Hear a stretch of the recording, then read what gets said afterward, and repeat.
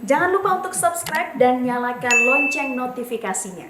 Pemirsa, sejumlah kalangan menilai positif bantuan subsidi upah kepada pekerja bergaji di bawah 5 juta rupiah.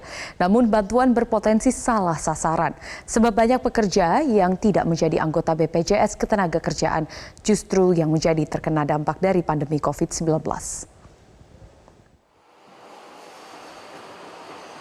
Program pemerintah memberikan bantuan subsidi upah kepada pekerja bergaji di bawah 5 juta rupiah menuai sorotan sejumlah pihak.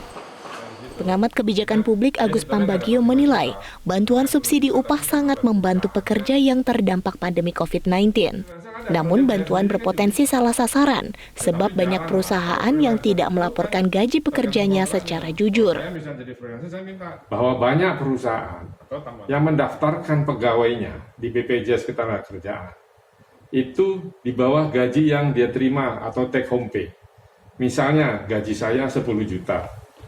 Tapi ketika bayar iuran, karena 2% ada di 3% itu perusahaan pemberi kerja harus membayar, gaji saya dikurangi jadi 5 juta. Nah nanti dampaknya dengan bantuan ini, dia dapat nih bantuan 600.000 sebulan, ya kan, untuk 4 bulan. Nah jadi menjadi tidak adil, harusnya dia gaji dia resminya 10 juta, tapi karena didaftarkan oleh perusahaan menjadi 5 juta, dia dapat. Nah ini saatnya untuk membereskan itu. Jadi perusahaan tidak boleh lagi cheating. Gaji dia 20 juta, 20 juta. Gaji dia 5 juta, 5 juta, 10 juta. Jangan diturunkan dengan dari dia akan mengurangi iurannya ke BPJS Ketenagakerjaan. Pendapat serupa dikatakan Sekjen Organisasi Pekerja Seluruh Indonesia Tibul Siregar. Menurutnya, belum semua pekerja di Indonesia terdaftar sebagai anggota BPJS Ketenagakerjaan, sehingga berpotensi menimbulkan kecemburuan. Pemerintah diminta jangan hanya mengandalkan data anggota BPJS Ketenagakerjaan, tetapi meminta setiap perusahaan melaporkan jumlah pekerjanya secara jujur berikut upah yang dibayarkan. Nah, yang sekarang kan yang disasar hanya pekerja penerima upah swasta.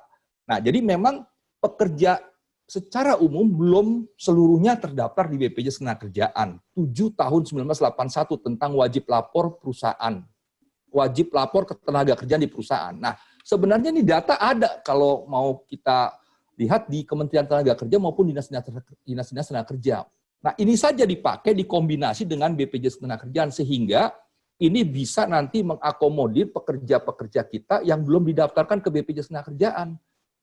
Jumlah bantuan subsidi upah diberikan pemerintah sebesar Rp600.000 selama 4 bulan.